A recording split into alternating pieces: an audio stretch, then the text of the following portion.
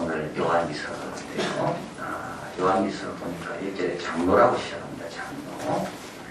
이제 사도 요한이 요한일서, 2서, 3서, 요한계시록을 쳤는데 사도 요한은 예수님의 제자 가운데 제일 어렸던 사람이 사도 요한이죠. 요한. 그래서 예수님의 품에 안을 만큼 아직까지 장성한 어른이 되지 못했던 사람이 사도 요한입니다. 그런데 이제 사도 요한이 어느덧 이제 자라서 나이가 많이 들어가지고 이제 장로가 됐습니다. 이 장로란 말은 연로하다는 뜻입니다. 그래서 유대인들은 나이 많은 분들을 이렇게 존경해서 그 권위를 세우기 위해서 그를 장로라고 불렀는데 이제 사도 요한이 이렇게 나이가 많이 들었습니다. 그리고 시대가 변해가지고 교회가 이제는 처음에 사도들이 교회를 개척하고 사도 바울이 교회를 개척하는 그런 교회가 아니라 이제 어느 정도 좀 과도기적인 성격. 이 말은 뭐냐면 교회에서 자생적으로 자라서 세움받은 일꾼들, 감독들이죠. 그런 사람들과 또 계속 교회마다 돌아다니면서 복음을 전하고 말씀을 가르쳤던 순회 전도자들, 이 두 그룹이 공존하는 그런 새로운 시대로 이제 바뀌게 된 겁니다. 그래서 처음에는 우리가 중국에 갔다 온 거 마찬가지죠. 처소들이 있으면 그 예수 믿는 사람들이 모여 있습니다. 그러면 이제 순회전도단이 가서 격려해주고 말씀을 전하고 또 다른 데로 또 다른 데로 또 다른 데로 그렇게 된 거죠. 사도 바울도 순회전도자님이니까 고린도 교회 세우고 좀 있다가 또 에베소로 가고 에베소 세우고 그 다음에 또 다른 곳으로 가고 그래서 성도들이 모여서 순회전도자를 기다린 겁니다. 와서 말씀을 듣고 또 그 들은 걸 가지고 묵상하면서 계속 있으면 또 다른 순회전도자가 와서 또 말씀을 전해주고 이제 그랬는데 이제 조금 시대가 지나고 또 교인들이 좀 양육을 받고 특제 성장하게 되면서 자체 내에서 일꾼들을 세우게 됩니다. 그것이 이제 디모데전서와 디도서죠. 거기서 일꾼을 어떤 사람을 세워야 되니까. 그런데 일꾼이 세워졌는데 순회전도자는 계속 돌고 있는 겁니다. 그 순회전도자가 딱 들어와가지고 보니까 누가 있어요? 일꾼이 있는 거예요. 어떤 일꾼은 아주 겸손해가 순회전도자를 잘 맞이합니다. 어서 오세요. 우리가 혹시 몰랐던 거에서 같이 해주세요. 근데 어떤 일꾼은 교만해가지고 순회전도자를 맞이하지 않는 겁니다. 그게 요한 3서에 있는 겁니다. 자, 그래서 이제 그러다가 순회전도자가 없어지게 됩니다. 이 과도기적인 거죠. 사도들이 세우고 또 다른 데 세워야 되니까 사도들이 숫자는 제한되어 있으니까. 그래서 하나님께서 순회전도자를 사용하셔서 교회를 계속 이렇게 유지하셨는데 이제 교회 안에 자생적으로 지도자들이 세워지게 되고 그리고 순회전도자들이 계속 다니면서 이제 갈등 그리고 또 순회전도자 가운데 순수한 동기가 오는 사람도 있는가 하면 또 어떤 사람은 밥벌이로 여기 가서 전도하면서 밥 먹고 잠자고 저기 가서 밥 먹고 또 어떤 사람은 나쁜 뜻으로 거짓 교훈을 가지고 오는 순회전도자도 있는 겁니다. 자, 그래서 이제 사도 요한은 마지막 남은 사도입니다. 사도 가운데 다 순교했고 마지막 끝까지 하여튼 1세기가 다 될 때까지 살아남은 예수님의 직계 제자는 사도 요한밖에 없는데요. 사도 요한이 나이가 지긋해가지고 그때 그 교회의 그 형편을 보면서 이제 서신을 쓴 것이 요한 2서고 요한 3서고 요한 1서입니다. 그래서 이제 사도 요한은 자기를 가리켜서 장로라고 소개하고 있고 또 택함을 입은 부녀와 그의 자녀 이 부녀는 누구겠습니까? 교회를 가리키는 겁니다. 교회는 어머니고 그의 자녀들은 성도들이다. 그래서 어거스틴이 유명한 말을 했는데요. 하나님은 아버지고 예수님은 아들이고 그리고 성령님이 계시고 거기에 어머니가 빠져 있잖아요. 그 어머니는 누군가? 바로 교회다. 그래서 하나님을 아버지로 잘 모시는 사람은 교회를 어머니로 귀하게 여겨야 된다. 교회를 어머니로 귀하게 여기지 않는 사람은 하나님을 아버지로 모실 수가 없다. 그렇게 말했는데 여기도 그렇게 나와 있습니다. 택함을 입은 부녀 교회를 가리키고 그의 자녀 성도를 가리킵니다. 자, 그래서 이제 이런 시대가 변했고 이런 가운데 교회가 하는 이제 문제와 과도기적인 어떤 그런 성격 거기에서 마지막 남은 사도인 사도 요한이 이제 이 서신을 이제 적고 있습니다. 자, 여기서 적으면서 사도 요한은 뭘 강조하는가 하면 진리를 강조합니다. 그래서 사도 요한복음에도 보면 진리가 아주 강조되고 있죠. 독생하신 예수 그리스도를 보니까 그가 그 안에 은혜와 진리가 가득하다. 이건 요한복음에만 있습니다. 예수께서 가르칩니다. 내가 곧 길이요 진리요 생명이니 이 진리라는 것도 요한복음에만 나와 있습니다. 그래서 이 요한은 사도 요한은 예수님의 그 진리의 가르침, 진리라는 그 예수님의 강조점을 굉장히 주목했는데 여기서 다시 진리를 아주 중요하게 생각하고 있는 거죠. 진리를 아는 모든 자도 그러하라. 2절에 우리 안에 거하니 영원히 우리와 함께할 진리를 인하리로다. 3절에 은혜와 긍휼과 평강이 하나님 아버지와 아버지의 아들 예수 그리스도께로부터 진리와 사랑 가운데 우리와 함께 있다. 그래서 진리를 지금 사도 요한은 아주 강조하고 있는 겁니다. 그게 왜 그런가 하면 7절에 가보게 같이 있습니다. 미혹하는 자가 많이 세상에 나왔나니 이는 예수 그리스도께서 육체로 임하심을 부인하는 자라. 이것이 미혹하는 자요 저 그리스도라. 그래서 미혹하는 사람이 자꾸 오기 때문에 진리를 모를 경우에는 미혹하는 것에 자꾸 이끌린다는 겁니다. 그래서 넘어지게 된다는 거죠. 그래서 저 그리스도라는 말은 뭐냐면 그리스도의 어떤 그 근본적인 것을 공격하는 자를 저 그리스도입니다. 예수님의 가장 기본적인 것, 예수님에 대한 진리에 대한 가장 핵심적인 그 핵심적인 내용을 공격하고 무너뜨리려는 사람. 이런 사람들이 어디 있다고요? 이런 사람들이 순회 전도자가 돼가지고 교회에 와서 성도들을 자꾸 틀어놓는다는 거죠. 그래서 사도 요한이 그 소식을 듣고 이 편지를 적은 겁니다. 진리 가운데 서라. 진리 가운데 서라. 진리를 붙들어라. 자, 그래서 진리가 중요하다. 그래서 제가 오늘 말씀드리는데요. 이제 진리가 아닌가를 이제 판단하는 기준에 대해서 여기서 이야기하는데, 첫째는 뭐냐 하면, 진리는 뭡니까? 영원히 우리와 함께 한다. 그게 진리입니다. 그렇죠. 영원히 나와 함께 하는 것. 상대적인 것은 진리가 아니죠. 상대적인 것도 옳을 수는 있습니다. 그러나 거기에 우리의 모든 것을 맡길 만한 진리는 아닙니다. 대한민국에는 통하지만 미국에 통하지 않을 수가 있습니다.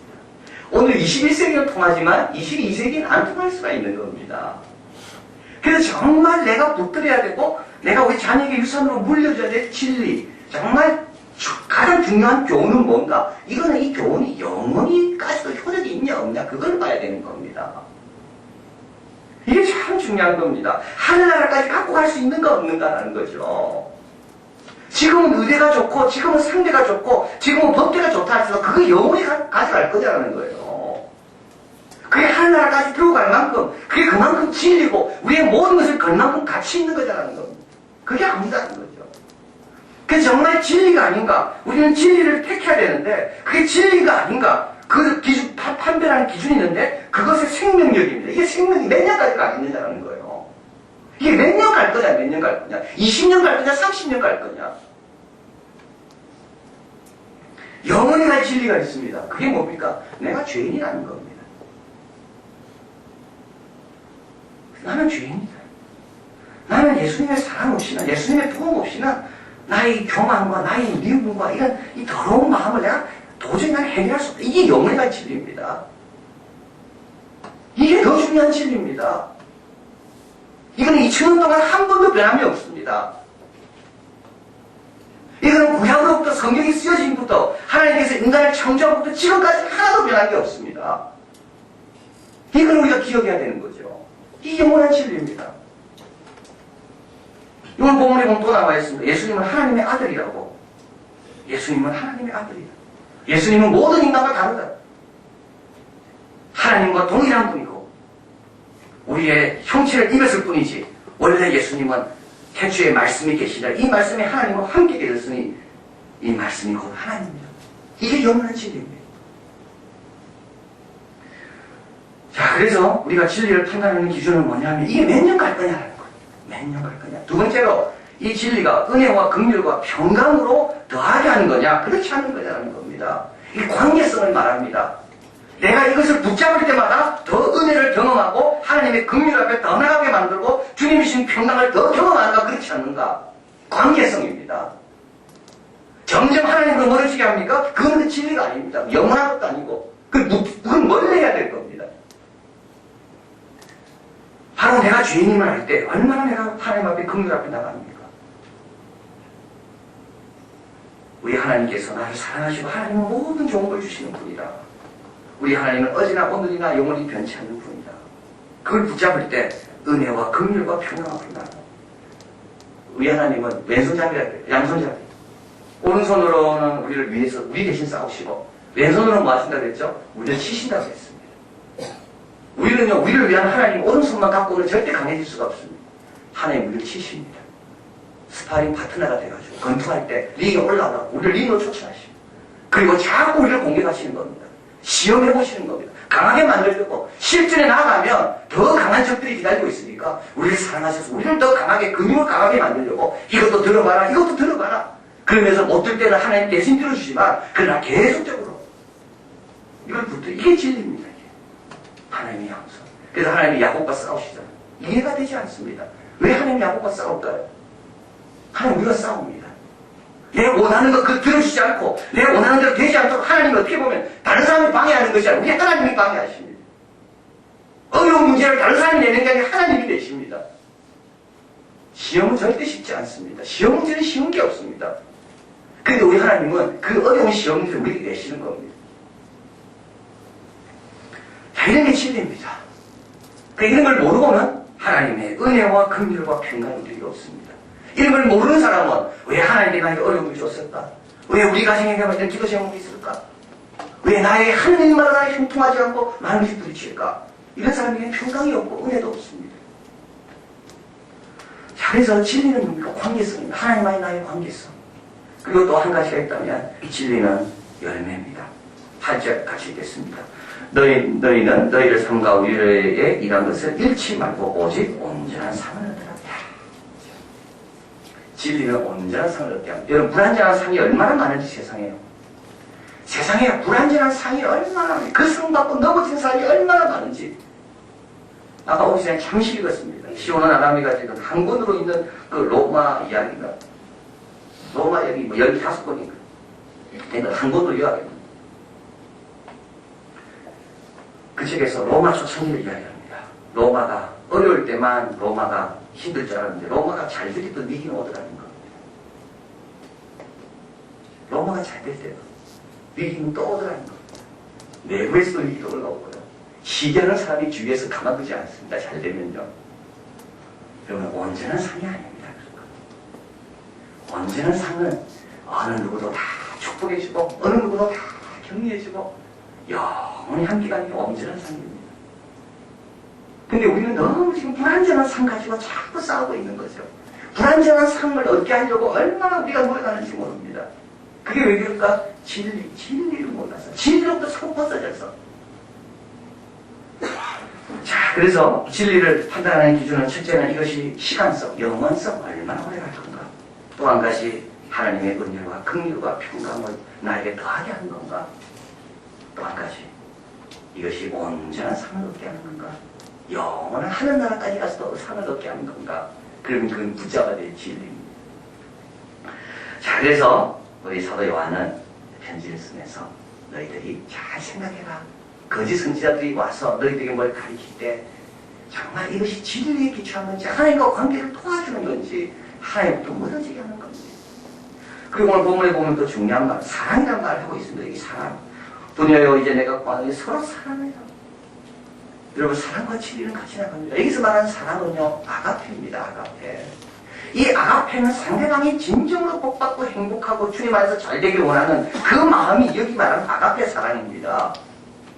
그 상대방이 진정으로 잘 되길 원하는 사람은 뭘 찾겠습니까? 진리를 찾습니다. 상대방이 내 뜻대로 되는 그런 내 욕심이 아니라 정말 이 사람이 원래 돼야 될 그 모습으로 되기를 원하는 그런 열망이 있는 사람은 뭘 찾는가 하면 뭘 추구하는가 하면 진리를 추구한다는 겁니다. 또 진리 안에 거할 때 참된 사랑을 또 하게 됩니다. 내가 얼마나 죄인인지 알고 내가 하나님의 사랑을 얼마나 받는지를 알 때 그 진리 안에 거할 때 비로소 나도 아가페 사랑에 발을 디디게 된다는 것.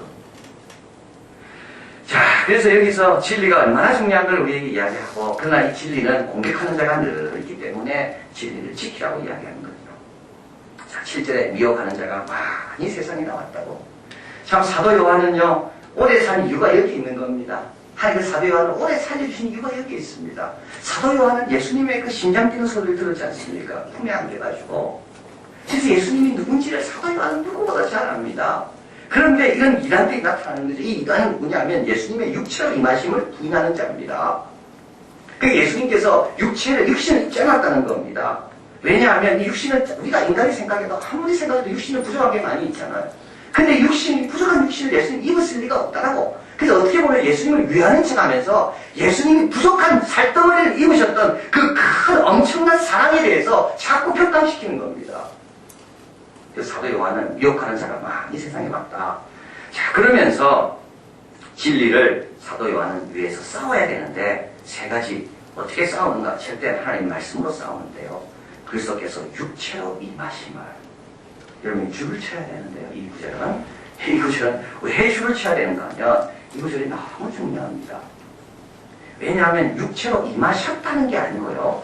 육체로 임하시고 계신다고 쓰고 있습니다. 이건 현재형이고 동시에 또 미래형입니다. 자, 사도 요한이 이 거짓 선생들과 싸우면서 하나님도 계시를 받았는데 예수님께서 육신을 입을 때 잠시 33년만 육신이 있고 아버지 품에 갔을 때는 육신을 벗지 않았다는 겁니다. 예수님께서 33년 동안 육신을 입기로 작정하고 이 땅에 오셔서 성탄절날 육신을 입었을 때는 예수님은 영원히 육신을 입기로 결정하셨다는 겁니다.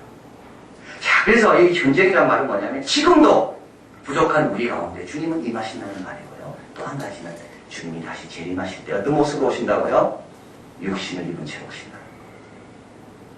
아버지는 영이라 되어 있습니다. 성령은 영이십니다. 그런데 예수님은 육신을 입고 있다는 오시면서부터 더 이상 영으로 존재하는 분이 아니라 육신으로 존재하는 엄청난 사실을 지금 이야기합니다. 자, 그래서 우리가 부활하면 예수님은 부활의 첫 열매가 되어 있잖아요. 이 두 가지 뜻이 있습니다. 첫째는 뭐냐면 우리가 예수님처럼 부활한다. 그래서 예수님은 첫 번째 열매고 동시에 우리가 가졌던 육신과 같은 그 영광의 몸을 예수님과 똑같이 갖는다는 말입니다. 몸이 다시 사는 것과 사도신경이 고백하잖아요. 우리가 몸이 다시 사는 것과 영을 사는 것을 믿습니다 할 때 몸이 다시 사는 것을 우리가 믿는데 이 몸을 다시 사는 것은 우리가 첫 번째가 아니라 예수님이 첫 번째입니다.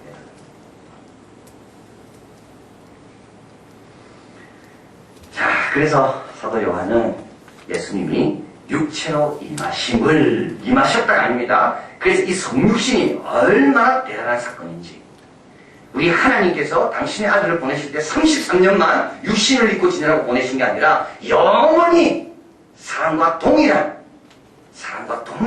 모습으로 아들이 임하도록 결정하시고 우리를 위해 보내셨다는 것을 여기서 말합니다. 자, 그래서 첫 번째 하나님의 계시로 우리는 계속 하나님이 이미 행하신 일들을 우리가 더 확신하게 되고 더 깊어지게 되고 그리고 또 한 가지는 우리 10절 같이 있습니다. 누구든지 이 교훈을 가지지 않고 너에게 나아가거든 그를 집에 들이지도 말고 인사도 말라. 그 다음에 어떻게 하라고요? 예, 이런 거짓 교훈을 가지고 온 사람, 예수님의 육신으로 오심을 부인하는 자, 이 성육신의 엄청난 이 하나님의 그 결단을 이게 사소한 인간적인 계산으로 바꿔버리는 인간적인 차원으로 이게 뭡니까? 이게 가볍게 만들어버리는 그런 사람들은 어떻게 하라고요? 집에 들이지도 말라는 거. 인사도 하지 마. 11절에 그에게 인사하는 자는 그 악한 일에 참여하는 자라. 인사도 하지 마라. 이번에 코스타 가서 제가 새로운 사실을 알았습니다.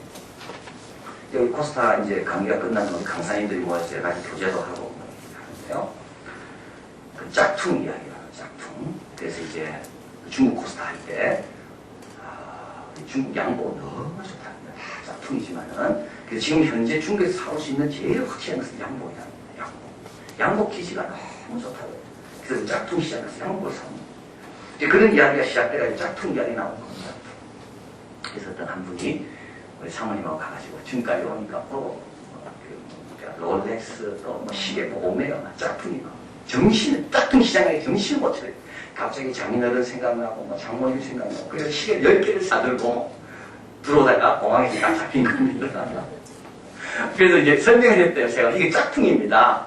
그러니까 제가 아니 짝퉁이 진짜인지 뭐로 증명할 거냐는 거예요. 그게 자기는 짝퉁이기 때문에 이거 아무것도 아니니까 통과시켜달라 그랬는데 세관은 이게 짝퉁으로 통과시켰다가 진짜면 안 되잖아요. 짝퉁 들고 다니는 거 들고 오는 것도 불법이라고 그러더라고요. 저는 그 처음 알았습니다. 그러니까 중국에서 짝퉁을 사주고 들고 오다가 세관에 걸리면 그건 압수당한다. 그냥 짝퉁은 인사도 하지 말고 짝퉁은 집에 들이지도 말하는 말입니다. 저는 몰랐습니다. 내가 들고 다니고 사가지고 오면 괜찮은 줄 알았는데 그게 세관에 법적으로 짝퉁을 들고 다니는 것도 걸린답니다. 그러니까 짝퉁을 만드는 사람도 걸리지만 짝퉁을 사는 사람도 걸린다. 왜냐하면 자꾸 사니까 짝퉁 만드는 사람이 계속 만드는 겁니다. 여기도 마찬가지입니다. 그죠? 우리가 그 사람 좀 인사도 하고 치료도 드리고 하면 그 사람이 어떻게 됩니까? 샤샤 얻어먹고 힘이 나서 계속 다니면서 열심히 거짓을 증거합니다. 그래서 어떻게 하나 이런 사람들은 주지도 말고 집에 드리지도 말고 인사하지도 말다. 그에게 인사하는 자는 그 악한 일에 참여하는 자가 됩니다. 자, 그래서 여러분 이 구절이 어떤 뜻이 있겠습니까? 학자들에 의하면 이때 교회가 매우 어려웠다고 이야기합니다. 왜냐하면 이 거짓 선지자의 가르침 매력이 있거든요. 이 사람들이 그쪽으로 막 쏠리는 겁니다. 근데 만약에 교회가 이렇게 단호한 입장으로 이런 거짓 선지자들과 결사적으로 싸우지 않았더라면 2000년 지금 역사 가운데 오늘의 이 진리는 지켜지지 않았다는 거. 진리를 지키기 위해서는 결사적으로 싸워야 된다는 것을 여기서 이야기하는 겁니다. 그러니까 이게 타협하고 적당하게 절충점을 찾고 내가 좋은 게 좋은 거라고 타협하기 시작하면 나는 괜찮을지 몰라도 그 교회의 진리의 기초들이 무너지기 시작하고 나중에는 10년이 가고 20년이 가면 그 교회는 이상한 교회로 변신된다는 겁니다. 그러니까 우리는 내가 생각하면 안 되는 거죠. 얘가 이 악한 이 누룩 같은 이 더러운 것들이 두루두루 용납하기 시작하면 문을 지키는 사람이 잘 안 지켜서 그 다음 어떻게 됩니까? 그 짓이 들어와가지고 점점 커지게 됐다는 겁니다. 그래서 사도 요한은 지금 그 위기의식이 있는 겁니다. 우리는 쉽게 들어오게 만들지만 일단 들어오면 쫓아내기가 너무 어렵고 그 20년, 30년, 100년 뒤에는 교회 모습인 것 같아요. 자, 그래서 우리도 어떻게 해야 됩니까? 이런 이제 다음 주 우리가 성경 공부할 때 이단에 대해서 배우게 됐는데요. 이단과 우리를 하나님부터 멀어지게 하고 은혜와 평강과 긍휼로부터 멀어지게 하고 그 별것 아닌 그런 가르침에 대해서는 우리가 마음만 입지 않는 겁니다. 이것이 바로 당대 기독교인들의 사명이고 책임이라는 겁니다. 자, 그래서 첫째 하나님의 계시, 그죠? 이제 미혹하는 자가 나올 때마다 우리는 더 하나님의 말씀으로 달려들어가야 되고 더 근본을 붙잡아야 되고 육체로 임하심을 더 붙잡아야 되고 그리고 또 한 가지는 그런 사람들을 상종하지 말아야 된다. 상종하지 말아야 된다. 이건 내 개인의 문제가 아니라 이건 어떻게 보면 우리 공동체의 문제고 이건 어떻게 보면 기독교의 문제다. 그리고 마지막으로는 연대하라는 겁니다. 12절에 같이 있습니다. 내가 너희에게 쓸 것이 많으나 종용한 목으로 쓰기를 원치 않냐고 오히려 너희에게 가서 면대하여 말을 하니 이는 너희 기쁨을 충만케 하려 합니다. 예, 나와 함께 기쁨을 나는 사람들이 밖에 있다는 겁니다. 내가 진리를 붙들고 살아가면 진리와 싸우는 사람들과의 교제는 더 깊을 수가 없다. 그래서 우리는 혼자가 아니라는 것을 기억하면서 우리는 이 싸움을 싸워야 되는 겁니다. 자, 그래서 우리 마지막으로 우리 디모데 전서 3장 15절 같이 있습니다. 만일 내가 지체하면 너로 하나님의 집에서 어떻게 행하여야 할 것을 알게 하려 함이니 이 집은 살아계신 하나님의 교회요 진리의 기둥과 터니라. 크도다 경건의 비밀이요 그렇지 않다 하는 이유 없도다. 교회는 어떤 것이라고요? 진리의 기둥과 터입니다. 진리가 약하려면 교회는 무너집니다. 진리를 사수해야 됩니다. 그리고 교회는 진리에 의해서 세워질 뿐만 아니라 진리를 증거하고 진리를 퍼뜨리는 것입니다. 진리를 찾는 사람들이 영원한 진리가 뭘까? 평강과 은혜와 긍휼을 얻게 하는 진리가 뭘까? 온전한 삶을 얻게 하는 진리가 뭘까? 그것을 발견하기 위해서 교회로 달려오도록 교회는 진리의 기둥과 터라는 겁니다. 그래서 우리는 이것을 기억하며 교회는 사랑, 여러분 사랑도 아가페 사랑이 되어야 됩니다. 아가페 사랑. 믿음도 어디에 기초한 믿음? 예수님의 진리에 기초합니다. 그래서 교회의 견고한 터는 진리 위에 세워집니다. 그 진리 위에 믿음이 있고 믿음 위에 사랑이 있고. 그래서 이 말씀을 기억하면서 우리도 기도할 때마다 두 가지죠. 하나는 내가 더 진리를 채우게 해주십시오. 또 한 가지는 우리 교회가 진리의 기둥과 터가 되게 해주십시오. 성도 한 사람 한 사람이 진리의 뿔뿔이 서게 하시고 그리고 진리를 드러내는 우리 공동체가 되게 됩니다. 이 두 가지 기도하겠습니다.